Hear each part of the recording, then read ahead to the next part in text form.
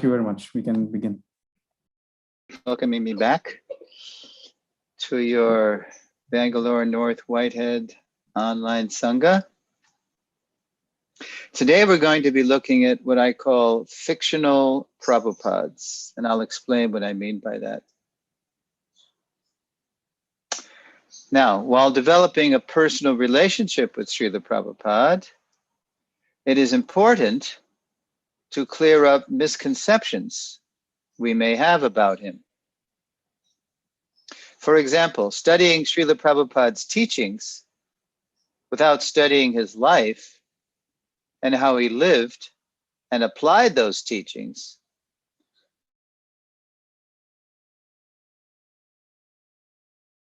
Prabhupada's personality without studying and following his teachings can become sentimental. Both approaches leave us with a, quote, fictional Prabhupada that we should avoid. Let's look at some examples. So by fictional Prabhupads, I mean misconceptions about Prabhupada, and basically we'll look at two kinds.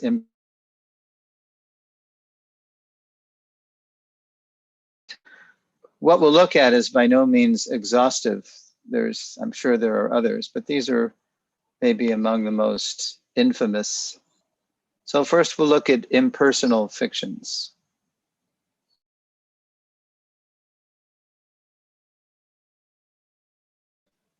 Some of the fictions are obviously wrong-headed misconceptions about Prabhupada. But some of them sound right. And that's why we have the old saying, a little knowledge is a dangerous thing.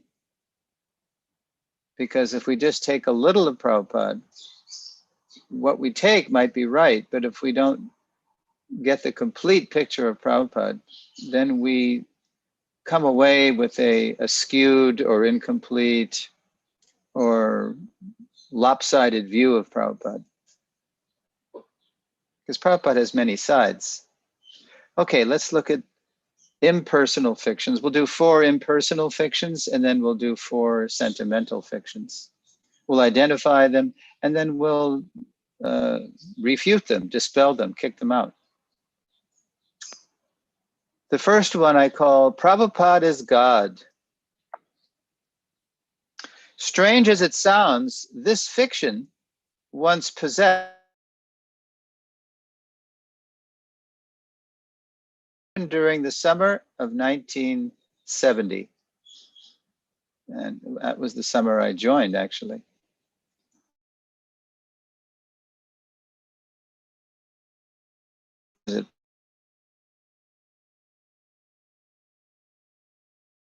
A threat to his movement. While expanding Krishna consciousness in the Americas and Europe, he was meeting some resistance in India. A few unfriendly swamis were trying to prevent ISKCON from acquiring land in Mayapur, the birthplace of Lord Chaitanya. Worse, they were spreading a minimized view of Prabhupada, which was affecting the faith of some of Prabhupada's top leaders in America. To counter the threat, in July, that was actually the month I joined, in July 1970, Srila Prabhupada formed a governing body commission of trusted devotees whom he would prepare to manage the movement's worldwide preaching in his absence. After correcting the misled leaders, he deployed 4 of them as sannyasis to travel and preach with full faith in Guru and Krishna. Well, that was really bold of Prabhupada. 4 of our leading devotees were becoming affected by some propaganda coming from India, and Prabhupada corrected them.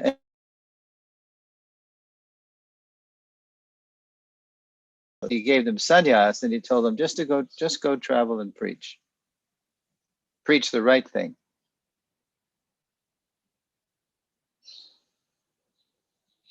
As the young renunciants toured ISKCON America that summer, the gravity of their offense to Prabhupada weighed on them.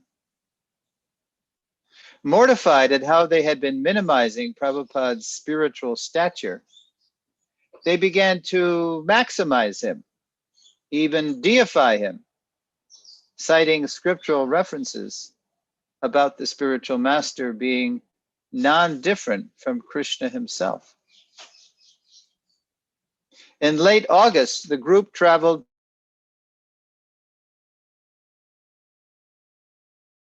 puja festivals amid the largest gathering of ISKCON devotees to date.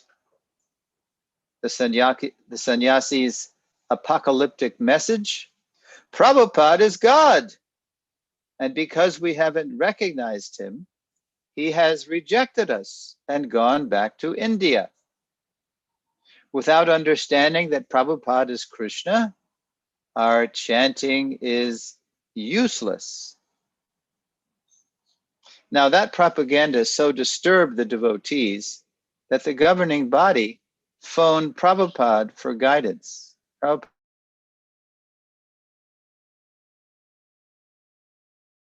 Vrindavan for the biggest festival yet in ISKCON, Janmashtami Vyasa Puja. But they didn't know what to do.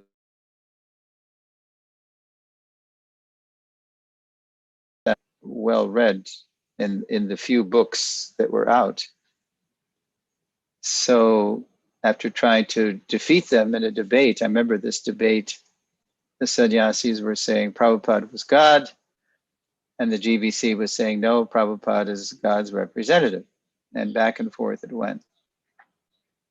But there was no conclusion. So the GBC phoned Prabhupada for guidance. And Prabhupada, he had stopped on his way to India. He had stopped in Tokyo. Prabhupada thundered his reply, quote, they have committed the greatest offense. There is only one thing worse than underestimating the Guru, overestimating the Guru. They have said, I am God. Therefore, if I am God, they also can.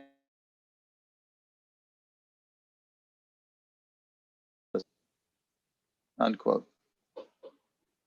Banishing the offenders from his society, Prabhupada said they could return if they separately opened centers, inspired people to take up devotional service, and preached the truth. The spiritual master is not God. God is God. The genuine spiritual master is God's authorized representative. Any so-called spiritual master who says he's God is as good as a dog. End of fiction. So I was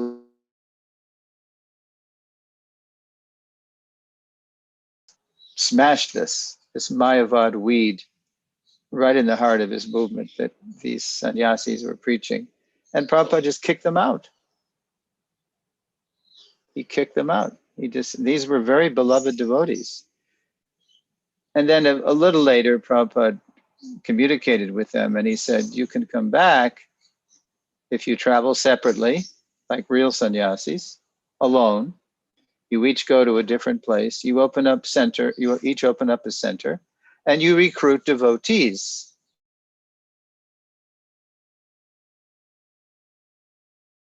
That Prabhupada is God. And they did. So within maybe 6 months, they were admitted back into ISKCON. Prabhupada forgave them because they were no longer a threat to ISKCON. And they did great service for many years. Okay, that's the first fiction, and that's the most obvious one. Prabhupada is God. That's obviously wrong now, we know, because we have more knowledge.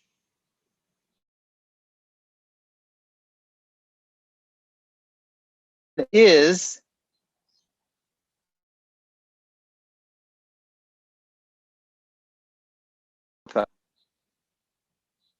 although less obvious than the previous fiction, the giveaway is the emphasis on is. To equate ISKCON in all respects with Srila Prabhupada repeats the impersonal flaw of oneness without difference. Prabhupada's flawless statement on the subject.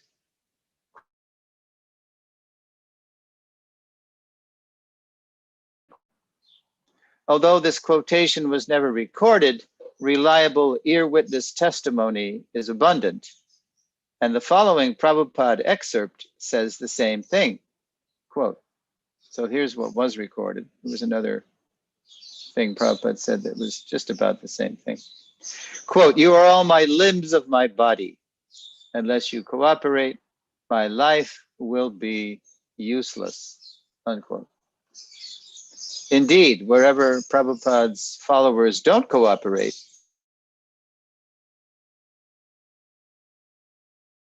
non-cooperation becomes systemic, all of ISKCON falls ill. So what's the unfailing cure? Re-immersion in Srila Prabhupada's life, teachings, mood, and mission, especially his warning to cooperate. Now, interestingly, Prabhupada also rejected as material the inverse, or the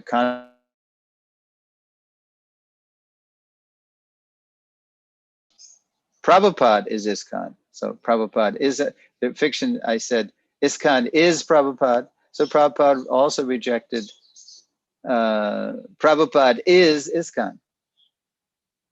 And he shared this. He revealed the fallacy of this once at Bhaktivedanta Manor. And he was just preaching to some guests.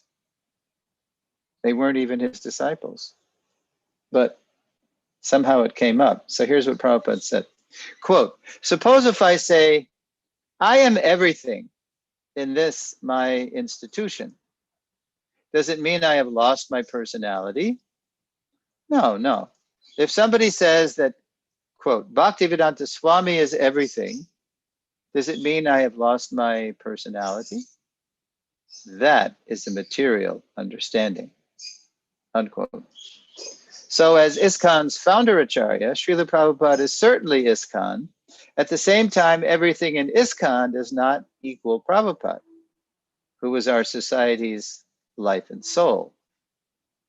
So again, that distinction, where the limbs of his body and the whole ISKCON is Prabhupada's, his creation to facilitate his preaching mission, his preaching body. As the philosopher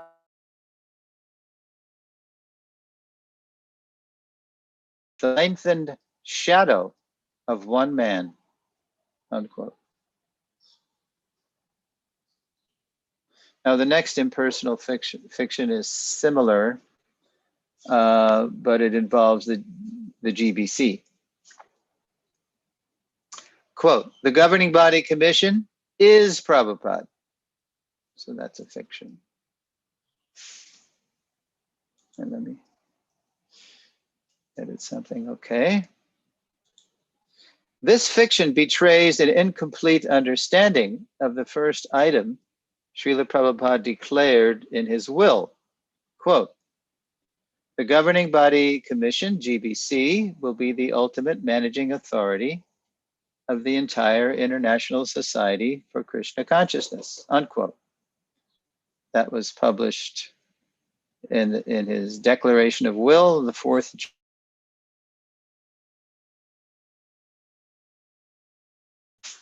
Sometime after Prabhupada signed his will, he called for his personal secretary in the middle of the night.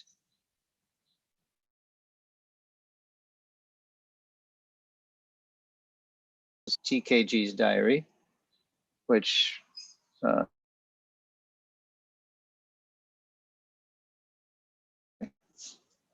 so here's the diary entry, quote, he could not sleep, he referring to Prabhupada, he could not sleep, thinking of the will had kept him up. So Prabhupada called for Tamal and Tamal came in and Prabhupada said, amongst the GBC, have you selected one after me who will succeed? It was a trick question because Prabhupada never appointed a, quote, successor.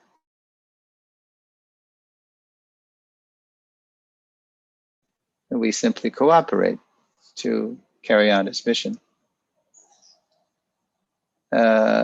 Amongst the GBC, have you selected one after me who will succeed?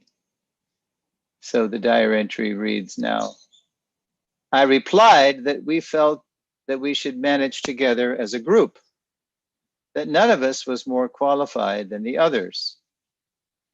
Yes, Prabhupada replied, each of you can be Acharya of your zone, unquote. So yes, Acharya, but not the founder Acharya. A crucial distinction it would take the GBC years to assert. Now I go into a little history of the whole zonal Acharya, or I make a remark about that zonal Acharya era. After Prabhupada's passing, regional imitations of Prabhupada's unique position sometimes turned ISKCON zones into cultish kingdoms. The offenses devastated many, both gurus and disciples alike. After the imitation had sufficiently abated, the GBC began to consider more deeply Prabhupada's mandate for the body. At last, in March 2013, so that's like, what, 30, it's 23, and that's 36 years after Prabhupada passed away. At last, in March 2013,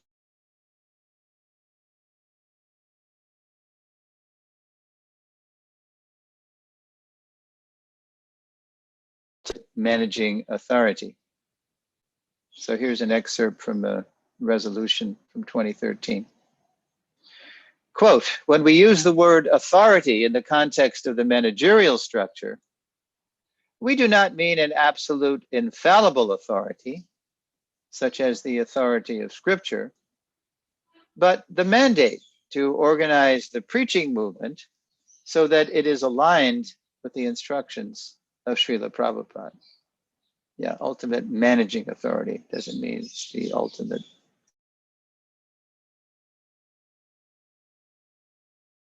This Vani presence, his instructions.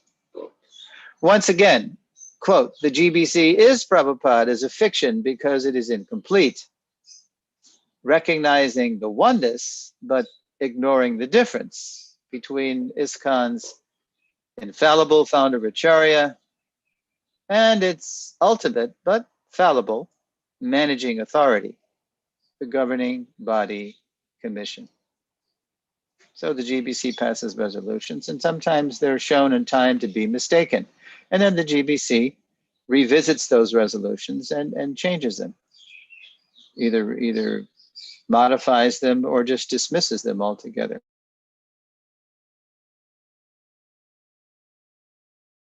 It's Prabhupada's mercy because Prabhupada is still present with us.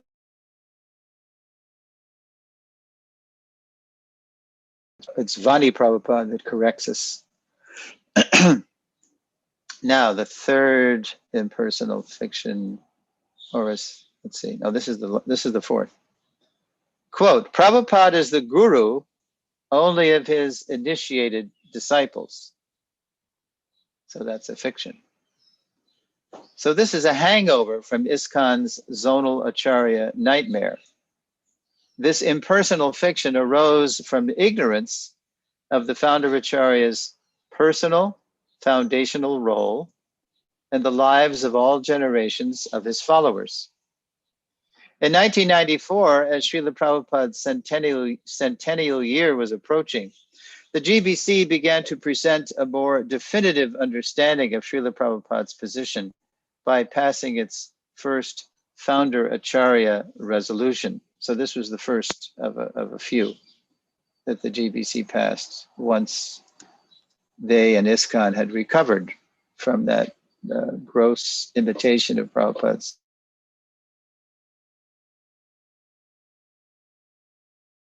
The resolution began as follows, quote, Srila Prabhupada,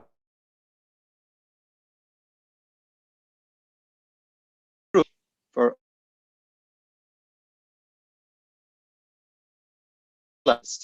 and presented the teachings of the previous Acharyas of the Brahma Madhva Gaudiya Sampradaya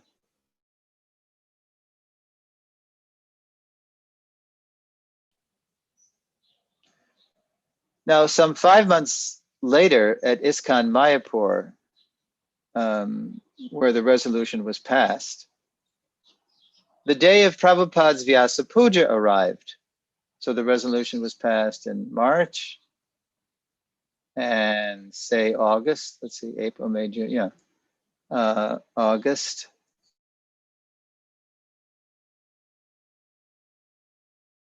Outside the temple, Sri Mayapur Chandrodaya Mandir, a Prabhupada initiate was chanting on his beads when all of a sudden he noticed a young devotee had stopped chanting to have a morning snack. This is in the courtyard on the, I guess it'd be the western side. When you exit the mandir on the western,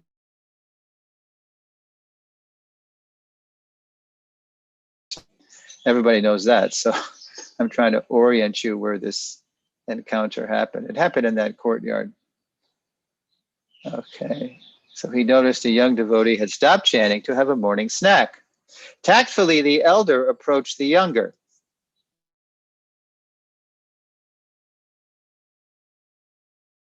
Till noon today for Srila Prabhupada's Vyasa Puja. Squinting upward, the snacker shot back.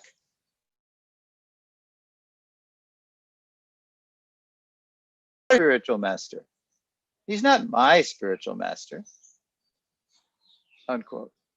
And with that, he resumed his snack. Incredulous, the Prabhupada initiate did not know what to say. So he just walked away, thinking, I guess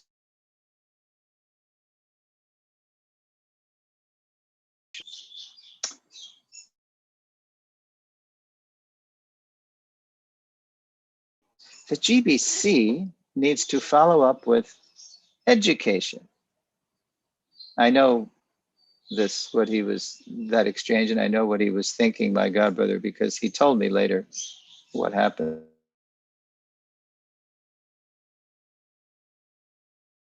Education is happening more these days in ISKCON. So to continue our lesson, let's identify and dispel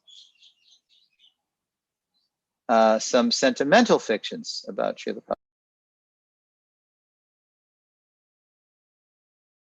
Prabhupada. ISKCON is Prabhupada, the GBC is Prabhupada, and Prabhupada's only the guru of his initiated disciples. Those are wrong. That's fiction.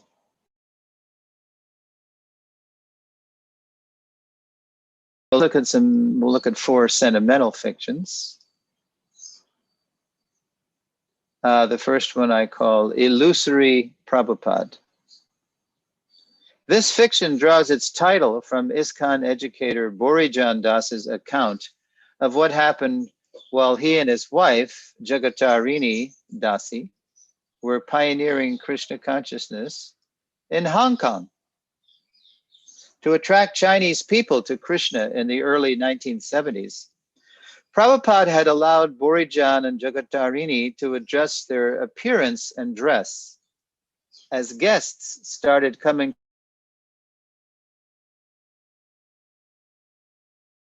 to music, mood, and decor, which in turn attracted more guests. The Chinese were becoming devotees.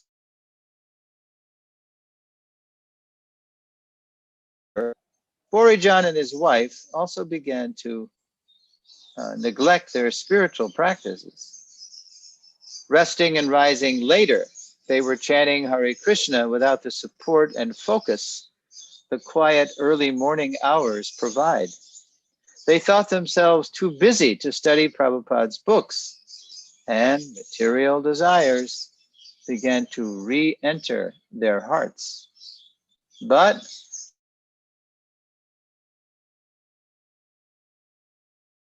Prabhupada's approval. Then an aerogram arrived. We all remember these pale blue aerograms that would float in like from Goloka, from Prabhupada. Prabhupada ran his whole movement on aerograms. It's amazing. And he wrote thousands of them. Then an secretary wrote, "So get ready."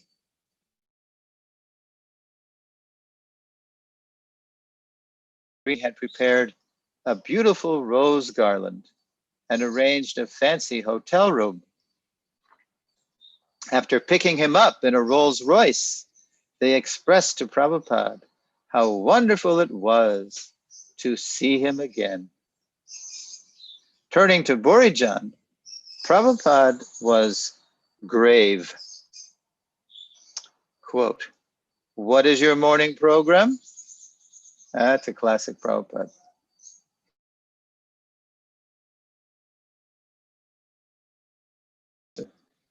The rose garland that they had paid somebody to make. He saw that they were weak. "What is your morning program?" Well, Prabhupada, we don't really have so many guests in the morning right now, so we usually don't have much of a morning program. Prabhupada disapproved. Quote, "Guests may or may not be coming, but why don't you have a morning program? Who's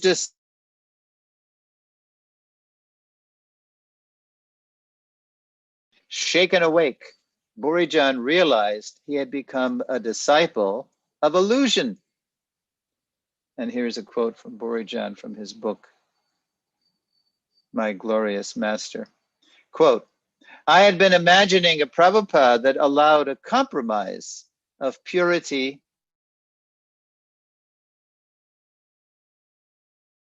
confronted with the resolved like mist after sunrise."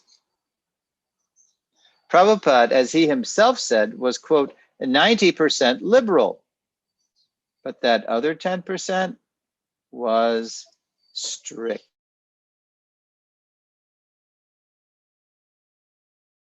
By his disciples' preaching success, Prabhupada knew that if they continued to neglect their spiritual practices, they would gradually succumb to the Lord's illusory energy. To avoid becoming illusory disciples of a, quote, illusory Prabhupada, we need to continue living in the clear light of his protective instructions.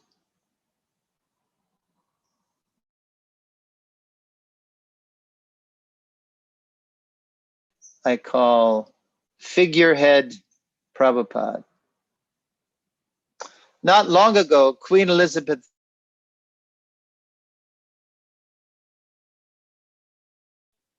and perhaps the most popular one too, as the adoring crowds on her Jubilee tours attested.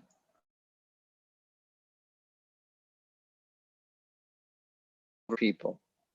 No parliamentary power like the Prime Minister. Elizabeth's influence is purely sentimental because, like almost all monarchs today, she is a figurehead. By contrast, when Srila Prabhupada toured ISKCON as its founder Acharya, he commanded absolute authority over his disciples. He did this by the transcendental knowledge he revealed, as well as by his own endearing example of pure devotional service. Keen to see his knowledge and example inspire all generations of his followers, Prabhupada took steps to protect his foundational role in ISKCON. One step was the introduction of his daily Guru Puja.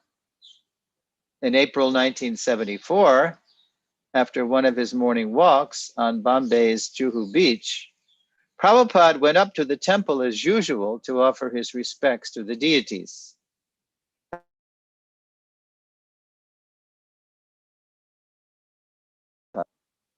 But this morning, and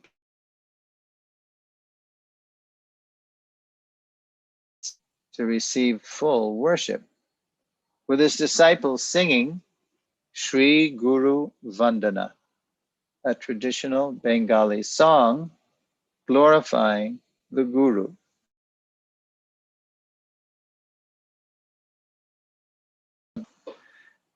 But that didn't come in to ISKCON until 1974, when right in front of the deities, Prabhupada introduced that.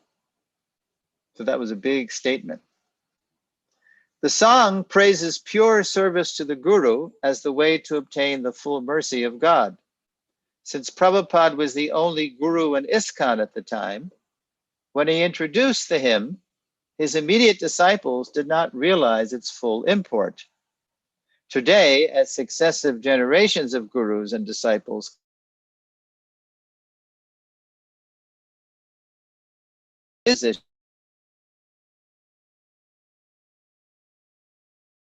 continues to expand. Far from being a mere figurehead without real presence in the hearts and minds of his sincere followers, Prabhupada lives in the core of their very being. Janme, Janme Prabhu say, quote, he is my Lord, birth after birth, unquote. Only failure to follow Prabhupada's teachings will leave us with a sentimental figurehead Prabhupada, which is something like the next despairing fiction. So here's... Hare Krishna, Prabhu. Yes. Prabhuji, the voice keeps breaking. Is it possible? Can we try switching off the video so that... Hare Krishna. Hare Krishna, Prabhuji, can you hear me?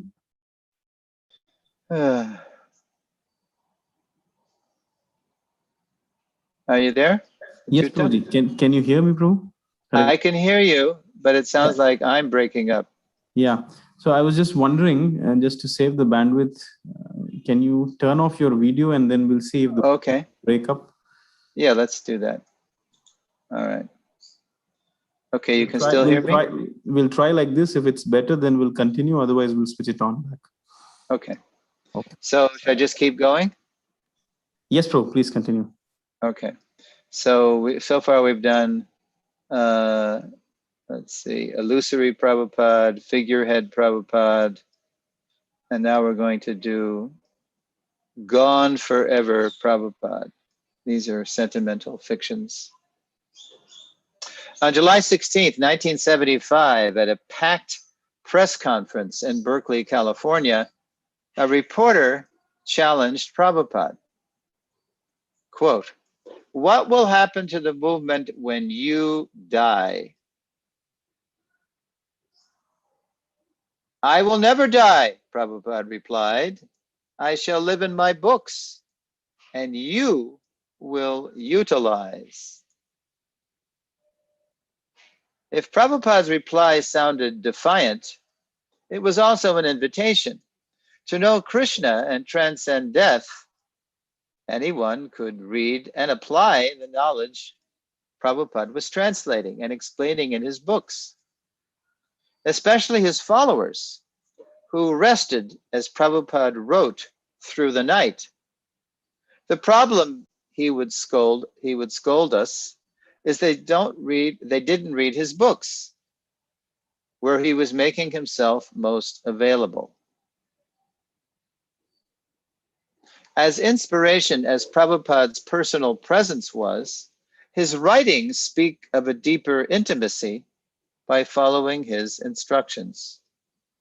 Indeed, this was his own experience while executing the order of his spiritual master. Although he was only with Srila Bhaktisiddhanta perhaps a half dozen times, he always felt him to be right by his side. Quote, there is no difference between the spiritual master's instructions and the spiritual master himself. In his absence, therefore, his words of direction should be the pride of the disciple. Unquote.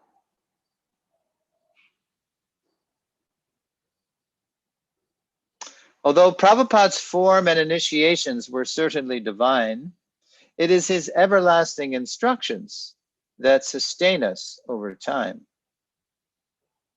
Quote, he lives forever by his divine instructions, and the follower lives with him. Unquote. Quote, living still and sound, unquote, Prabhupada will now dispel one more forever fiction. So gone forever, Prabhupada is a fiction.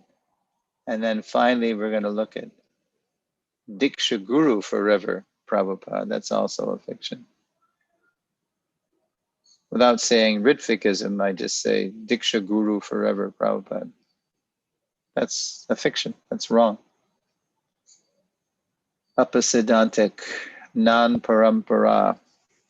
Okay, so this sentimental fiction arose in the 1980s to counter zonal acharyas who were imitating the position of the founder acharya. But here's the problem. To protest guru abuse by claiming the founder acharya appointed himself as everyone's perpetual Diksha guru betrays ignorance of Prabhupada's consistent teachings. So you don't want to try to correct a wrong by proposing a falsehood that makes things worse. Or as Prahlad Maharaj would say, the cure is worse than the disease. So here is some evidence from Prabhupada's Vani that he wants us all to grow up and to continue initiate as not founder acharyas, but as regular spiritual masters to carry on the parampara in this Gaudiya line, and specifically in his ISKCON branch. Quote, this is an excerpt from a letter. Quote, keep trained up very rigidly, and then you are a bona fide guru, and you can accept disciples on the same principle. But as a matter of etiquette, it is the custom that during the lifetime of your spiritual master, you bring the prospective disciples to him. And in his absence or disappearance, you can accept disciples without any limitation. This is the law of disciplic succession. I want to see my disciples become bona fide spiritual master and spread Krishna consciousness very widely. That will make me and Krishna very happy. Unquote. Further, here's another quote. And this is from a room conversation. I believe it was Tehran, 1976. Because people are in darkness, we require many millions of gurus. Oh, this is actually Hawaii. Yeah, Hawaii, 1975. Because people are in darkness, we require many millions of gurus to enlighten them. Therefore, Chaitanya Mahaprabhu's mission is, he said, that every one of you become guru. Now, if you say, but I have no qualification, how can I become a guru? Well, there is no need of qualification. Oh, still I can become a guru? Yes. How? Whomever you meet, you simply instruct what Krishna has said. That's all. You become guru. Unquote. So there's no need to sentimentally, and by the way, illegally, appoint Srila Prabhupada as everyone's perpetual Diksha Guru. Blessed are all of Prabhupada's disciplic descendants who already have him as their founder Acharya, their foundational guru. Well, that's a much more exalted position. It's actually an insult to say that Prabhupada is everybody's perpetual Diksha Guru. No, he's more than that. He's everybody's founder Acharya. their foundational guru. And blessed are the gurus who come after him, who enrich, enhance, and deepen that foundational relationship. Finally, to protect us from the false pride that can prevent us from being the guru Lord Chaitanya wants us all to be, Srila Prabhupada revealed the mood of a true guru. So sometimes people, like in my generation, they don't want to step up and initiate because they're in so much awe of Prabhupada that that blinds them to the order of Prabhupada to become a spiritual master, a regular spiritual master, not to try to imitate him as a founder Acharya, Jagat Guru. No, just become a regular guru. And anybody who follows the order of his guru can do that as they mature. Now, Prabhupada, this is the mood, though, of this regular guru. And Prabhupada said this when he was giving the Nectar Devotion talks in Vrindavan at the Radha Damodar Temple in October 72. Quote, and this shows the attitude, the mood of a real guru. Quote, a spiritual master takes his disciples as his spiritual master. That is the position. He thinks that Krishna has sent me so many spiritual masters. He does not think himself as spiritual master. He thinks himself their servant because they have to be trained. Krishna has appointed him to train them. Therefore, he thinks himself as servant of the disciples. This is the position, unquote.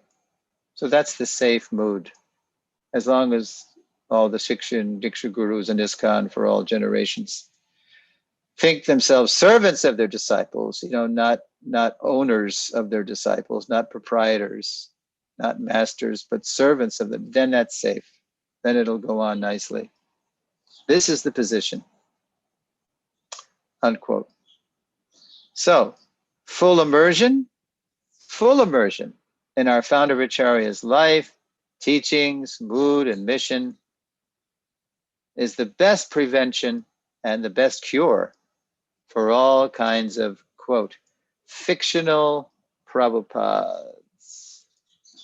Okay, so that's the end of the talk.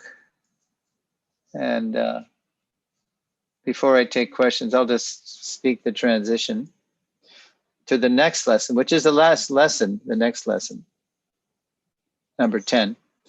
Unencumbered by impersonal and sentimental misconceptions about Srila Prabhupada, in lesson 10, we'll look at how to cultivate our own personal foundational relationship with his divine grace as his eternal loving servants. Okay. All right, Shuta Prabhu. Maybe there's some questions or comments, and I can go for about 23 minutes more because I do have to leave early to make an offering. Yes, Prabhu. So somehow after turning off the video, the bandwidth could adjust itself and we were able to hear you without the voice getting chopped. But in the earlier part, I would just say that we missed that section where you were explaining how Prabhupada is the guru of only his initiated disciples. We missed that explanation. We missed that fiction. Yeah. That was we missed the fiction and the fact that dispels the fiction. Yes. The fiction we understood that somebody was having a snack and then a disciple came and asked, why are you not fasting today's Vyas Puja? But then the later conversation and the refutation we missed. Yeah. All right.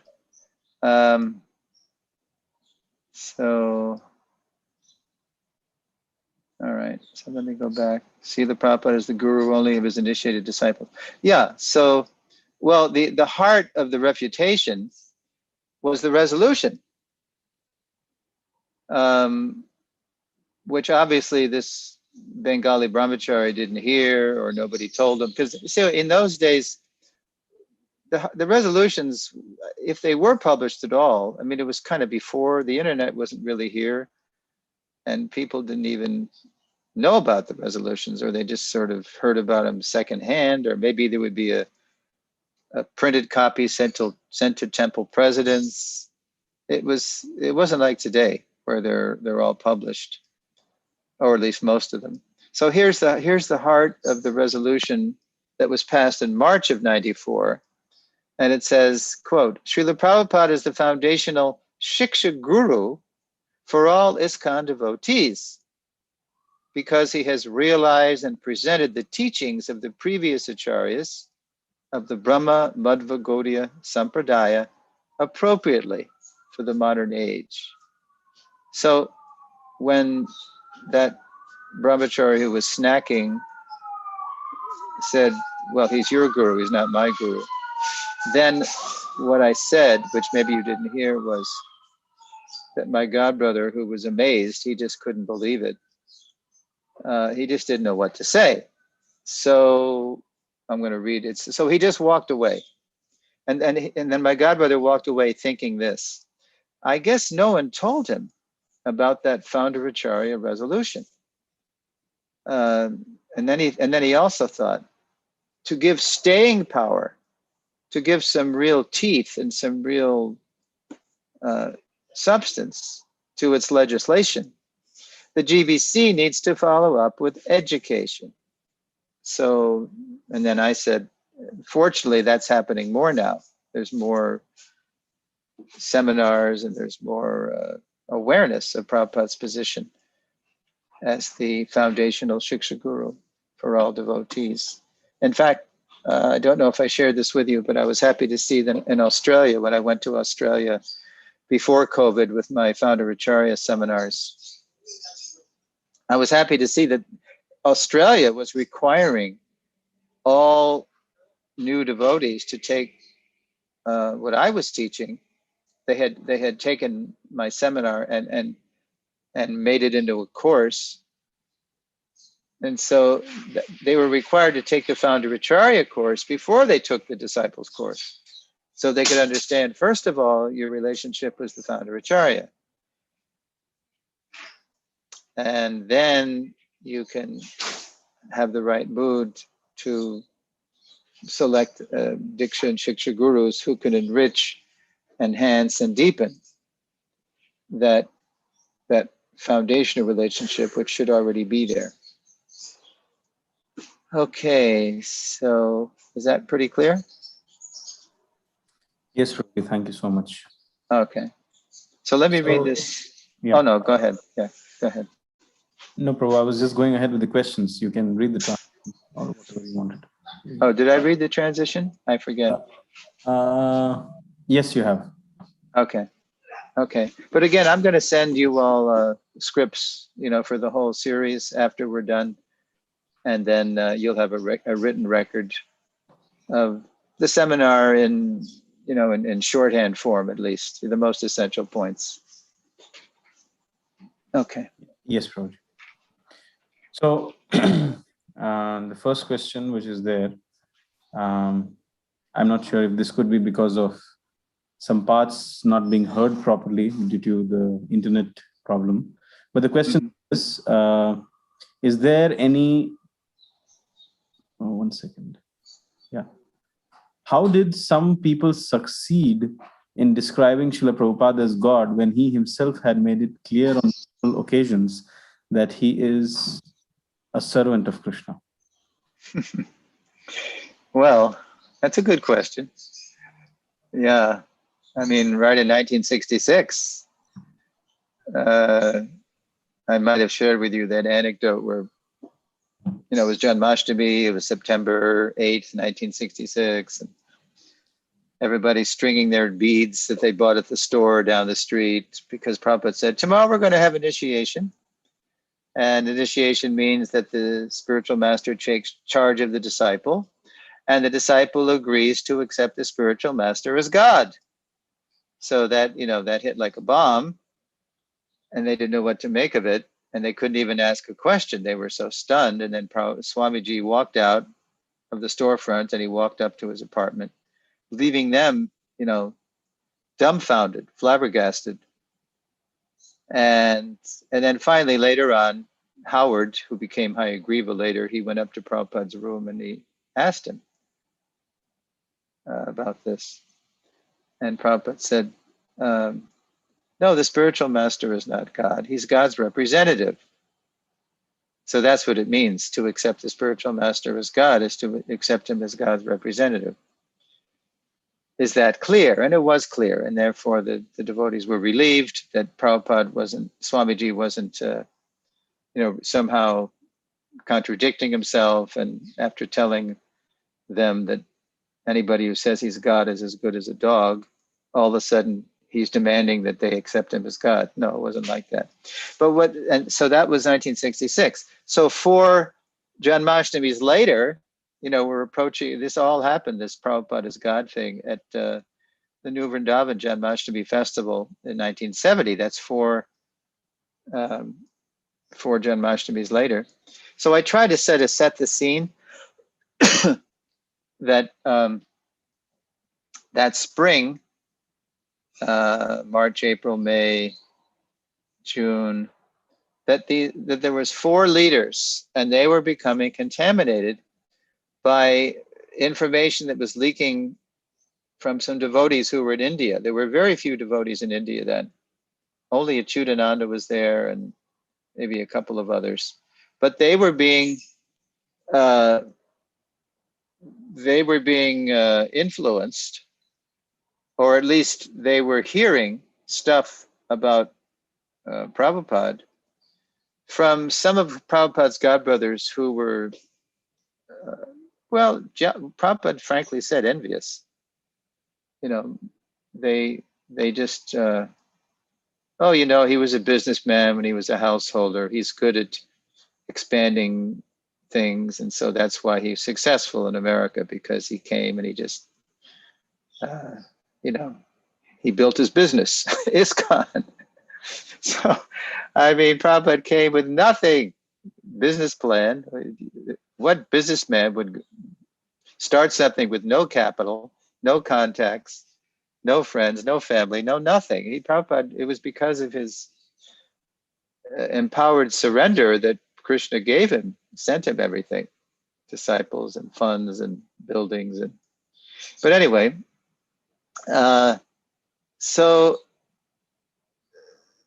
especially Brahmananda Prabhu, the late Brahmananda, who was one of them, he says that I was the worst. I was becoming jealous of Prabhupada. I was thinking, because I was hearing that he had been a businessman and that he wasn't everything that we were worshiping him as, from these jealous godbrothers, were sort of poisoning some of Prabhupada's neophyte leaders. So Prabhupada said I was frankly the worst. And so then when Prabhupada found, Prabhupada knew exactly what was going on. He knew who the godbrothers were who were spreading the poison, and he knew how these people his disciples were becoming affected. So he corrected them. Prabhupada corrected their misconceptions about him. And then, as I said, he kicked them out of the house. He said, okay, now I'm going to give you sannyas. I'm going to give you sannyas, and you go hit the road, you preach. And so they did. And so that summer in 1970, that's when I first encountered them, because they came to Boston where I had joined. And they were great. They weren't preaching anything funny then. This was kind of toward the end of July. And they came through and they took us out in Harinam, and they were potent. They were powerful experience. But then by the time Janmashtami came around, which was around August 18th, 19th, by 3 weeks later, this is what I ran into. That because what happened to them? They were feeling so bad. They were feeling so guilty that they had been minimizing Prabhupada's position before, then they began to talk amongst themselves of how great Prabhupada was, and they were using the newly published Nectar of Devotion that had just come out, first edition, and they were taking things from the Nectar of Devotion. I remember it was page 59 in that first edition where Krishna says to Uddhava, "Oh Uddhava, know the Acharya to be my very self." So that's the abheda, that's the non-difference of God and Guru. And so they did a psychological flip-flop. They had been minimizing Prabhupada, and then they flipped and they started as Prabhupada said later, overestimating the Guru. And they made him God to somehow pacify their guilty conscience. You know, they went from one extreme to the other. Prabhupada is, you know, they were thinking he was an ordinary man, maybe powerful, but, you know, not what they thought he was. And then they did a flip-flop. They just went to the other extreme. Prabhupada's God. And they were so convinced of that they couldn't, you know, the GBC really didn't know how to refute that, because there weren't many books in the movement then. There was Prabhupada's Gita as it is, in a very heavily abridged edition by Macmillan, which was full of flaws. And then there was the Nectar of Devotion, had just come out. Krishna book was coming out in the first edition. But even those few books that were out, people weren't reading so much. And that's why Prabhupada would criticize us. My only criticism of you people is that you don't read my books. And I'm writing them for everyone, but especially for you. You're my disciples. You're my hope that you're going to carry this movement on. So nobody knew enough really to resolve the issue. And it was a big disturbance. I mean, people were walking out of that festival, especially new people who had just come. They were walking out of New Vrindavan. They were, as we used to say, blooping. They were just leaving on the spot. And I also had this feel, I was a 5-week-old bhakta. I was thinking, boy, I thought I had found the absolute truth. And I still believe in the Bhagavad Gita, but what's happening right before my eyes? It looks like this movement that Prabhupada started based on his Gita as it is. It looks like it's just, you know, dividing in two right before my eyes. Prabhupada's God, Prabhupada's not God. And it was like an earthquake. And so there was a big chasm at our feet, and a lot of people were falling into that. They were just, they were spiritually dying because they couldn't sort out the contradictions. So finally the GBC called Prabhupada, I think it was Rupanuga, and that was Prabhupada's reaction. Expel them immediately. Because Prabhupada, why did he do that? Because he was trying to protect ISKCON. That's when Prabhupada would really go ballistic, go nuclear. You know, he would just explode and kick people out if they were threatening his mission, his preaching mission. So ignorance, the short answer to the question is, even though Prabhupada had said that, you know, about the spiritual master is not God, he's God's representative, to a handful of people at 26 Second Avenue in September 1966. Still 4 years later, the movement was still very fragile and not very well educated. And, you know, we didn't have what we have today, all of Prabhupada's Vani on the database, and you press a button and you can hear Prabhupada in a morning walk and anywhere, anytime, read his books on our phone. You know, there was just, we didn't know much, really. Prabhupada was really the only adult in the room, as they say, the only adult in the movement. So we have to learn by mistakes. And that's why that was the only fiction I brought up, which was obviously wrong. But still to this day, sometimes people try to deify, if not Prabhupada, their own Diksha Guru. They try to exalt him somehow, that he's he's the next Messiah. We don't have to artificially inflate our Shiksha and Diksha Gurus. All we have to do is appreciate how they're enriching, enhancing, and deepening our relationship, what should be our foundational relationship and our core identity with Srila Prabhupada. We're all Prabhupada Nugas. And that's the identity, that's the relationship that's going to allow ISKCON to go forward in a united way and not split and divide and just succumb to the ravages of time. That's what happens. Okay, that's the way it was. And I hope we can learn that lesson. All right, I got 6 minutes left. Hare Krishna. Hare Krishna. So the next question, Prabhu, is from me. We just heard in your lecture that a spiritual master thinks of his disciples as his own spiritual master, and considers himself as a servant of his disciples.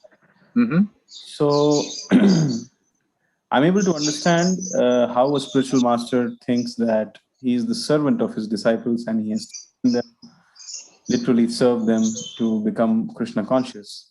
Right. But I am not able to understand how the spiritual master, how or why should the spiritual master consider his disciples as his spiritual master only? Because a disciple needs to remain as a fool in front of the spiritual master. So how can a spiritual master remain a fool in front of his disciples? Well, I take that as the way Prabhupada is expressing his humility. And that Krishna, because also part of that quote was, let's look at the quote again here. Okay, a spiritual master takes his disciples as his spiritual master. That is the position.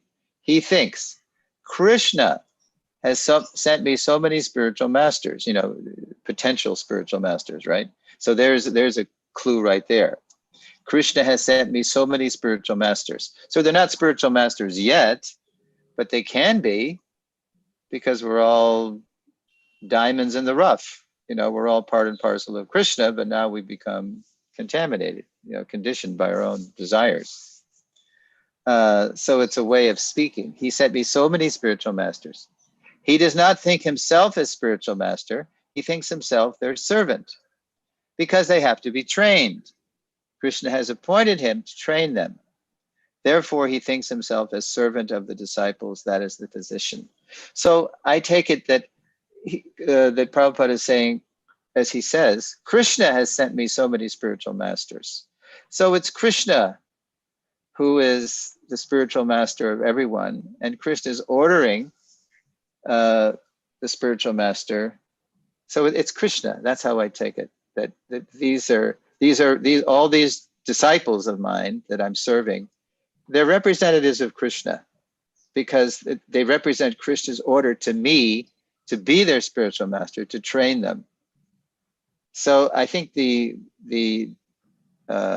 puzzlement comes when we take everything. We're hearing the content, but we don't know the intent. We don't know what Prabhupada means. And that's very important, because sometimes when Prabhupada says things, if we just take it at face value, it's puzzling, because he'll say things just the opposite of what he said or he wrote. So we have to know the consistent intent behind the content, or else we get bewildered and we throw up our hands. And what does that mean? But can you imagine if we knew, if when Prabhupada passed away, everybody knew that quote that Prabhupada said. This is the quote that's giving everybody the proper mood. That's why I said, after Prabhupada said the quote, full immersion in our founder Acharya's life, teachings, mood, and mission is the best prevention, right? and cure for all kinds of fictional Prabhupads. So can you imagine when the people that Prabhupada had identified to initially, keep the ball rolling, those initial 11 people, if they knew that quote,